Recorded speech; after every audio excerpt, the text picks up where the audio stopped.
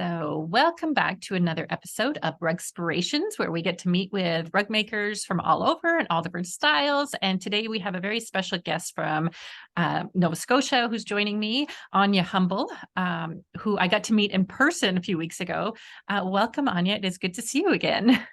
Thank you. Yes, it's really nice to see you again as well.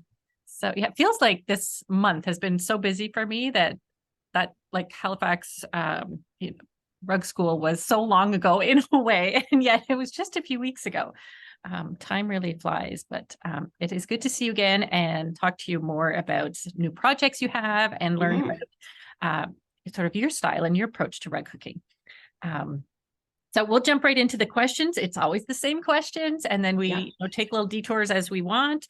Okay. But I always want to know what or who, if there was somebody special, got you started into rug hooking. Yeah, it's a funny story. I think I'm in my 9th year of hooking now. And I work at Mount St. Vincent University as a university professor. And one day there was someone down the hallway from me. Her name is Teresa Glanville, and she's a rug hooker. And she was showing us this cute little rug that she had hooked of the view from her window, which was of the Bedford Basin and the McDonald Bridge. And she had hooked in some crows that are really common around our university. And there was a second person down the hallway from me who was also a rug hooker. And I remember looking at her rug and thinking, well, first of all, that's really cool. I mean, I love that. It was kind of impressionistic, it wasn't like fully accurate, really detailed, but it showed the view from a room. It was beautiful. It looked creative. It looked flexible in terms of its approach, and it just looked like a lot of fun. And when I was much younger, maybe around the age of 11, there were a couple of years where Santa Claus gave me a latch rug hooking kit. Mm-hmm. And so I hooked, some flowers for a pillow. I hooked a big grandfather clock, which I'm sure a few people have seen. And, I enjoyed that at age 11. But this rug hooking that I saw from Teresa seemed more artistic and more interesting and creative. And I thought, I want to try that. So I immediately, I think she must have recommended to me Deanne Fitzpatrick's studio. And I looked up online, and they offered kind of a free lesson, I think once a month. And really what it was you just showed up with your work and you hooked, and she gave a couple of tips. And so I got a friend to go with me, and we drove 2 hours out to Amherst, and we had each picked up a little rug hooking kit, and that's how I got started. Wow. Yeah, I did latch hook too. I have fond memories of latch hook. I don't know if I was 11, but probably that same era. Mine that I actually framed, or my grandfather framed for me, was a frog. I don't know why. It was probably given to me because I don't remember shopping or picking the frog, but that's the one I had yeah. It's so interesting. I love hearing how people start, because it is such a wide variety of how we find out about it. And I think more people should find out about it. So I'm always curious. I think, yes, bring your hooking to work and show people that you work with. That's a great way to get, potential people interested into rug hooking. And I had done nothing creative probably since I stopped latch hook rugging or rug hooking when I was 11. So this was a real pivot for me, and that was fun. Oh, interesting. Yeah. So it wasn't like you've been knitting or anything, like collecting yarns, or you had no, like I knit a long scarf one time, and that's all I did. And tiny little things here and there, but it had been decades since I had done anything. Oh, fascinating. Well, I'm glad she brought it to work. Yeah. Do you have a favorite part of the process, like planning the rug or working on it, pulling the loops, finishing, admiring the finished piece, or one that I know is a favorite of many is sort of collecting or shopping for supplies is a favorite for many people? My instinct to answer that question is to first talk about what I don't like. Okay. Well, what don't you like? Well, I don't necessarily want to focus on that either, but I mean, I kind of enjoy planning for it, but as I get close to starting a rug, I get anxious, particularly if it's one that I know is going to be a bit challenging. And I seem to enjoy doing challenging rugs, so Mhm. that's fine. But I do get a little anxious right before I start. And then I find that once I actually start hooking, that anxiety goes away. Yeah. And that's nice to realize that. And Um, Sorry, go ahead. I was just curious.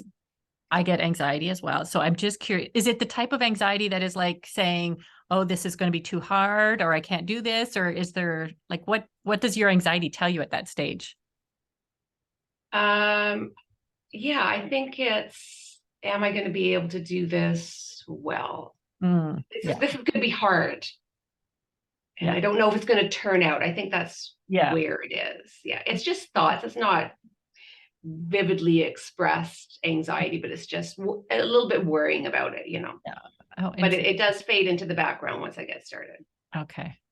Can't say I'm a fan of finishing rugs, which is, you know, I think a lot of people feel that. But Mhm. what I do, I think the part I enjoy most is where I see the end in sight and I become very obsessed, very preoccupied with finishing the rug. I just can't wait to get it finished. And so I'll just be very preoccupied with it. Um, I'll spend more time working on it than I probably should. But I really enjoy that excitement of it all coming together. Yeah, Yes. I really enjoy that. Yeah.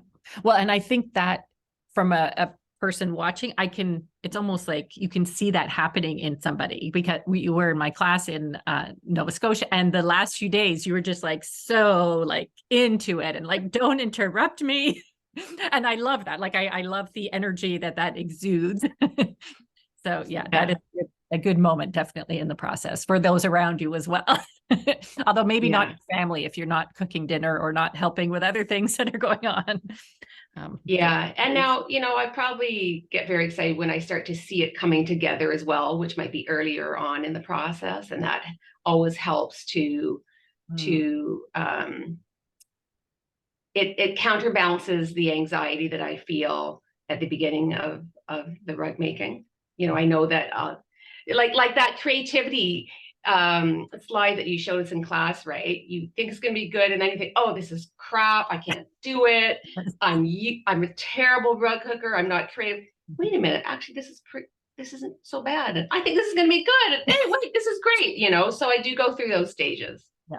Yeah. For those watching, I do have a slide that I share often in classes where it's exactly what you just said, Anya, of the, great ideas started off all gung ho. And then it's sort of like, oh my gosh, what did I do? And this is crap. It's all crap. Should never do this again. Into hopefully you make it through all the stages and happy at the end Yeah.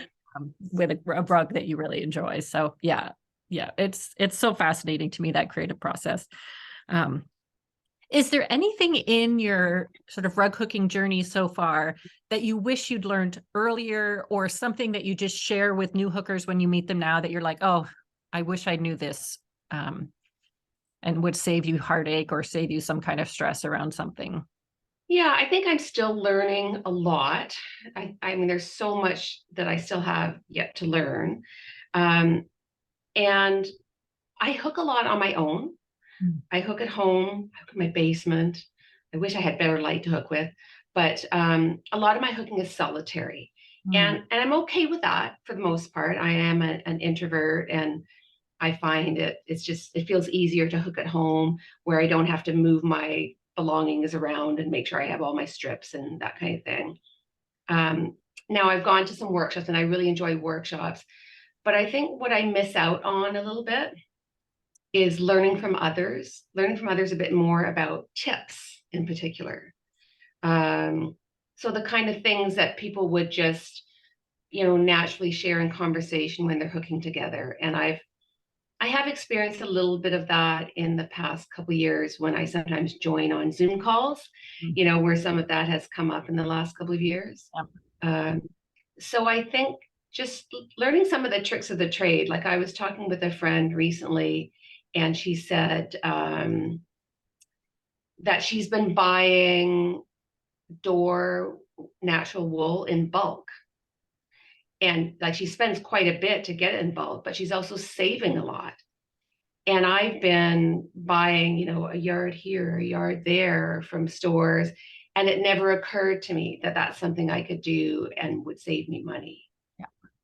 So those kind of things are really helpful. Yeah. Well, and on that same note, for anybody else that is thinking about buying door wool, because that is the wool that I use too.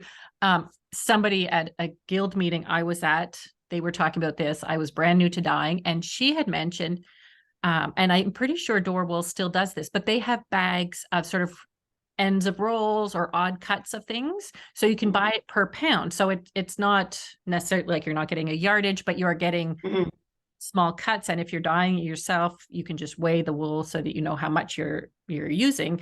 But it's also less expensive. Yeah. So yeah, it's important to be part of the community in that way, to hear those little things that might not be a big deal to somebody, but could change how you either shop for supplies or use different tools. Yeah. Yeah, I always recommend people to try classes, even if they're just like, oh, I just like to do it on my own. And I do too. I don't usually get anything done when I go to a hook-in, for example. I like pull 5 loops because I'm so distracted. Yeah. But even just, looking at somebody's work and saying like, oh, how did you do that? Or how did you choose those colors? I always learn something. Yeah, exactly. I think another thing that's helpful for me to learn more about is finishing rugs, like different ways of finishing rugs. I appreciated you showing us, some tips on how to, attach a rug to a frame.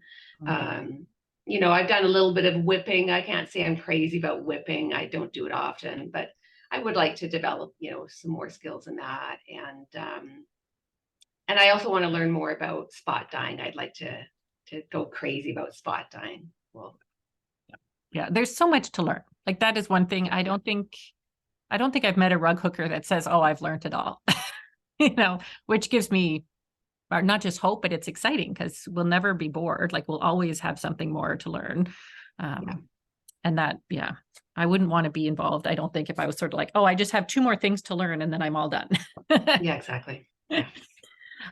Do you have a favorite, like a foundation fabric or tool or frame, like something that you're like, oh, my rug cooking would not be the same if I didn't have this?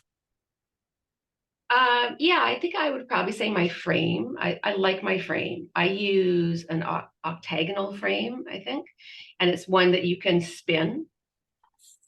And right from the start, that just really seemed to appeal to me. And I know that, a lot of people use a Shetty Camp frame or, a rectangle shaped frame. And I love that I can spin it around. I really like multi-directional hooking. And I don't know, for some reason, I mean, the direction that you hook is important, for sure. But I tend not to really do a lot of straight lines unless, the design calls for it. And I just, the ability to turn that frame, I think helps with that multi-directional hooking. And I deliberately call it multi-directional hooking. I had an instructor one time who called it higgly piggly hooking.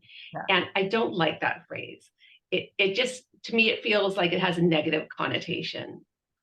So I just refer to it as multi-directional hooking. Yes. Yeah, I like that. And I avoid that word because I always get it wrong. I don't know why. The higgly piggly? Yes, I get tongue tied over higgly piggly. See, I want to call it piggly or something. And so I just don't use it. But I agree. I don't, until recently, where I've done a few straight line things on purpose. I didn't think I like straight lines at all. Now I'm kind of, depends on the piece. But yes, multi-directional hooking sounds much more sophisticated than higgledy piggledy. Yeah, I mean, it's just very, it's a straight description of what you're doing, right? It's multi-directional hooking. Yeah, no, it absolutely makes sense. Yeah. So the other thing I always like to ask people, and I know it's tricky to put into words sometimes, but can you describe what rug making does for you? Like, why do you come back year after year to continue to do this? Well, I think it's opened up a creativity in me that I didn't think I had or didn't think I had anymore. It's I mean, it really has changed my life. I look at the world in a different way. I look at the world with an artist's eye, I think.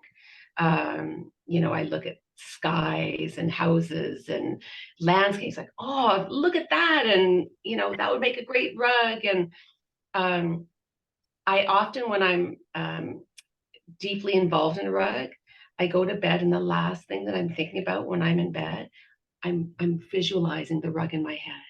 I'm visualizing what I've hooked. I'm thinking about how I'm going to continue to work on it. And it's just a really pleasant way to go to sleep.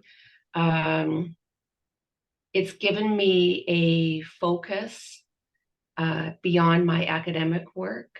That's really important. I've developed this passion that takes up a lot of my time, a lot of my focus. I get a lot of just intense satisfaction. I'll hook something and I think, I can't believe I made that. I made that. I made that. There's just a real sense of satisfaction out of that. And I even get a great deal of satisfaction out of dyeing wool. Something as simple like that. Oh, look, I made that really pretty color. And I think it's also, I think my mind has a tendency to race, like a lot of people, in particular, a lot of women. I think you've got 20 different things that are going through your head, but that you need to remember. And the rug hooking is quite meditative. It's very calming. It's very centering. It really helps to focus me, and I kind of set aside other things. So it's just a beautiful addition to my life. And my husband jokes about it because he grew up with a mother who was deeply into weaving. And he never thought he was going to end up with, marrying a woman who was really into this kind of stuff. And so he thinks it's funny, and he's very supportive. And I kind of visualize myself years down the road, if I ever have to move into a senior's home or long-term care facility, I'll just whip out my hooking, and I'll make friends that way, and I'll encourage the other people in the residence, to do it. And I think it's a great, it connects people easily. Yeah. I'm so curious. Do you wake up thinking about your hooking too, then, if your last thoughts are about your current piece? Sometimes. Yeah. Sometimes, yeah. Particularly if I'm getting towards that end stage where I can't wait to finish it. Interesting. Yeah. Well, I went to bed. I went to bed the other night, last night, very frustrated. I have the rug that I started, and I shared a little bit about this before, but I did not do any color planning. Just before I went to Halifax, like the night before, I got in the mail a Shetty Camp frame. I'd never used one. I bought it from a friend. And so my husband put it together that night, but I came back like, I need to try my Shetty Camp. So I'd been away for a week, and I put on one pattern that, seemed to fit it perfectly, that I'd been wanting to do. And I got out all these wools that I was like, these are pretty colors. And I just started hooking without really thinking and without color planning anything. And the last 2 days of doing this, were very unsuccessful. Like, I just got frustrated because I was like, I can't believe I'm putting these colors. It's a big hot mess. So I went to bed sort of feeling like I just want to rip it all out. And I woke up this morning, though, with a plan. I think it's sleep, but I had a plan. So I too go to bed. It's not always restful. Last night I was frustrated with it, but I did wake up happy and excited. So I find that fascinating that you mentioned that as well. And I think you described it beautifully. You included so many different ways that it has impacted positively, or positively impacted your life. That very interesting. So I have a rug that you shared with me to share with everybody. I'm going to pull it up in a second, but I thought we'd use this moment to introduce something very exciting that you're initiating this year, or just recently announced this month. And before we look at the rug, I wanted to bring that up. So you have a book coming, or you're working on a book right now. Yeah, I gathered up my courage and approached the editor of Rug Hooking magazine last year at Sauder Village when I was there. And I had this idea had been percolating for a while. And I thought, what about a rug or a book as part of their book club, a book on hooking skies? And I guess I've just come to realize I really like hooking skies. There's so many different ways you can hook it. The opportunities are endless, and I don't have to. I try to stay away from like counting rows and symmetrical things, and I just love the openness of hooking skies. And so I approached them, and they were quite interested in this. So I sat on it for a little bit, and then approached them earlier this year, and they were quite interested. So I got a contract to do that, and the way that the book is going to be put together, it's not all my rugs. It'll have a few of my rugs in it, but I'm also wanting to have other people's rugs in the book, just to show the wide range of skies that can be hooked. And I think it's going to be fantastic to have them all together in the same book. Yeah. So I'm the way the book is going to be organized is there's going to be a section on daytime skies, nighttime skies, stormy skies, sunsets and sunrises, maybe a section on kind of overcast skies. There'll be a section on abstract skies, which will be really fun. And what else? Northern lights, which is going to be super cool. Yeah. And also the solar system.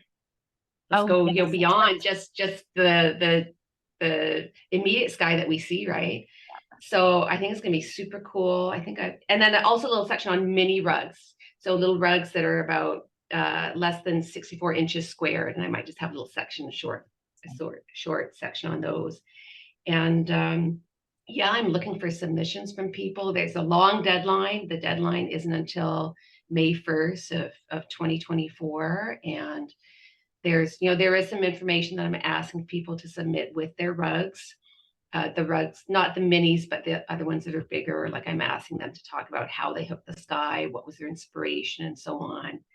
And I have posted some information about this call on some Facebook pages that I know about, like Wild with Well, and I can Wool. post, underneath the YouTube where this will be shared.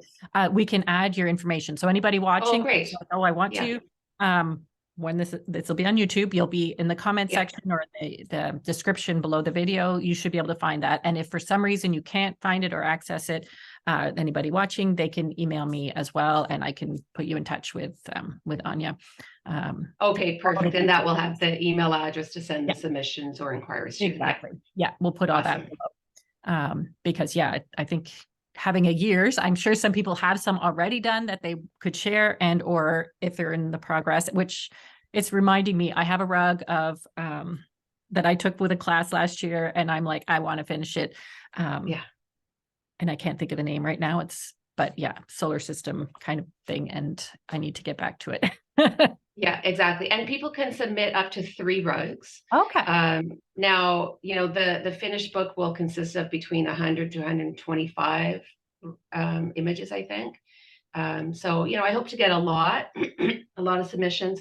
I may not be able to accept everybody's rugs. It will be based on, my decision will be based on looking at everything once I get it together and making sure there's good representation across the categories and, a number of factors. Yeah. Oh, no, I think that's very, very exciting. Okay. So I will share, because this rug has a gorgeous sky in it. Thank you. Just take a second. There we go. Can you see your rug? So tell us about this rug. Does it have a name? Is there? It's called Sunset at a Kyoc. Now, I'm not even sure if I'm saying that right. It's based off of a photograph that my great uncle, Benny, we called him, Ben Humble, took in the Isle of Skye in Scotland in 1932. Wow. He was very well known in the Isle of Skye for his mountaineering. And one night, he and his buddy had been hiking, and he felt like there was a really good opportunity for a photograph against this sunset. So his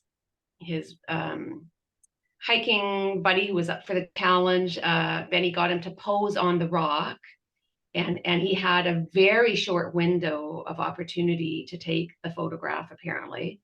And he had he didn't have a fancy camera at the time either, but he knew a couple things about taking good photographs. And he just snapped a couple of shots of his buddy.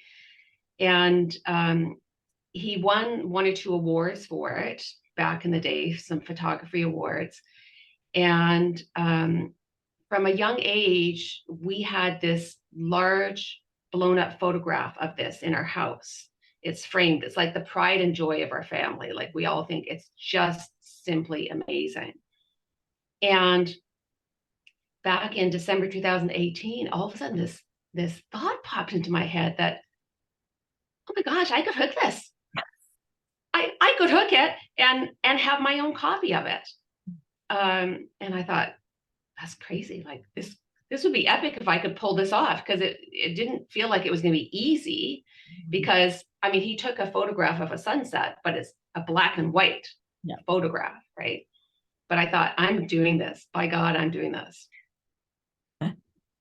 So yeah, that's where the idea came from. And so I did. I hooked it in 2019.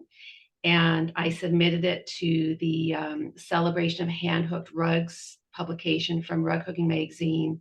And it was accepted as a finalist in the 2020 Celebration of Hand-Hooked Rugs. So I was super excited about that. And the editor of the magazine also asked me to write an article about how I hooked this rug. And that was published later in 2020 in one of their magazines. So it's all hooked with size 3. There's some yarn in the rock, the outline of the rock, but the rest is all wool that I dyed. There's how many? There's 13 shades, 13 values of gray in the sky. The lightest, which is the sun that you can see in the upper right-hand corner, the sun going down, that was 1/8 of a teaspoon. And the darkest, I guess, in the upper left corner was 3 tablespoons of the gray. It was a mouse gray. That's what it was called. And it was just, it probably took me about 100 hours to hook this. Like, it was a long time. I started at the bottom. I hooked in the shadow. I'm not using the right word. Shadow outline. The silhouette of the rug? Silhouette. Yeah, the silhouette of the rug. I hooked that in first, except without the man. The outline of the man was the very last thing that I did. And I started hooking from the bottom, and I got a little bit bored with hooking in the large swatches of the skies. But then I moved to the top, and it was fun hooking in kind of the smaller sections. And I like this really still kind of part that's about in the middle or the upper. Yeah, that like upper third. Yeah. And once I got that hooked in, I could really start to see the resemblance to the photograph. And then when I finally hooked in the man, I took a little piece of Briggs and Little yarn, and it was a 2-ply, and I actually separated it apart. And I just used one of those little pieces to hook the man, and it didn't take long, and I was just thrilled with how it came together. Yeah. Oh, it is spectacular. Now, how big is this piece? Because I've not seen it in person. I remember seeing it in the magazine, but not. Do you remember approximately? Yeah, I think let me see. It is 18 3/4 by 26.5 inches. Yeah, so it's a pretty good size. Yeah. And that's probably quite similar to the actual photograph that my father has as well. Oh, okay. Yeah. So what was the reaction of your family when they saw this version? Oh, my dad was just delighted. He was just thrilled that I made it. And he's, really impressed. And my other families really like it too. And my dad I don't know how this came up. Oh yeah, I sent him a photograph of me with my cousin next to it in my house recently, and it kind of reinvigorated him about the rug, and he wants to send an image of it along with the original photograph to a small newspaper in Scotland to see if they will publish it. But yeah, he really likes it. Well, I was very lucky and got to go to Skye a few years ago. Well, I guess more than a few now because it was pre-COVID, but Yeah. I think Skye was one of the most beautiful places that I've ever been to. It was just magnificent. It was just magnificent. Do you still have family there as well? No, no, Uncle Benny died quite a number of years ago, and he was the only family member who lived there. He was a very interesting man. He was totally deaf by the time he was in his late 20s, and he had become a dentist. And then he just fell in love with mountaineering in the Isle of Skye, and he moved there and he started mountaineering and writing books about the Isle of Skye. And he received a medal from the Queen for his work in mountain rescue. And yeah, he was just a fascinating person. But he was the only one of my relatives who lived in the Isle of Skye. And I was born in Scotland, so I've got Scottish connections. And I've never been to the Isle of Skye yet, but I want to. Yeah. Well, I have to. Yeah, you definitely have to. Sorry about that. Yeah, off topic, but my grandmother, my Nana, we called her, was from Scotland and came out to Canada as a war bride into Pier 21 in Halifax. So Nice. the history is strong. And she often went home. She always called it home, even though she'd lived here since right after the war. I grew up feeling like that was our other home, even though I had never been. And she was supposed to take me on one of her trips, and she had taken my older sister, and then it was going to be my turn when I was 18, and she got sick before. And so she could never take me. And I remember complaining to my mother one day about I never got to go. And my mother was like, Robin, you are 40 years old. You can take yourself to Scotland. and so we went to Scotland. I'm not sure why I needed to be told that, but yeah, sometimes you just need a reminder that you can do it yourself. So yeah, Skye was gorgeous. All of Scotland is gorgeous, but Skye was just kind of magical. Well, nice. Thank you so much, Áine. Those were beautiful. The information for your book, I will make sure it's attached to this video so that people can send you details or get more information directly from you. Because I know you have an email set up for that too, I believe, especially. I do, yeah. Okay. So we'll share all of that. And yeah, good luck. And I look forward to reading it, and it will motivate me to finish my my Skye as well. So I'll keep reminding you about that if you need it. Yes. I did have a few other projects on the go. Unfortunately, I'm one of those that has time, but yeah, and there's lots of time to get it finished. Yeah, as well. Lots of time. Well, and yeah, thank you for letting me chat with you today. This has been really fun. Oh, I could talk rug cooking forever. So thank you. Take care.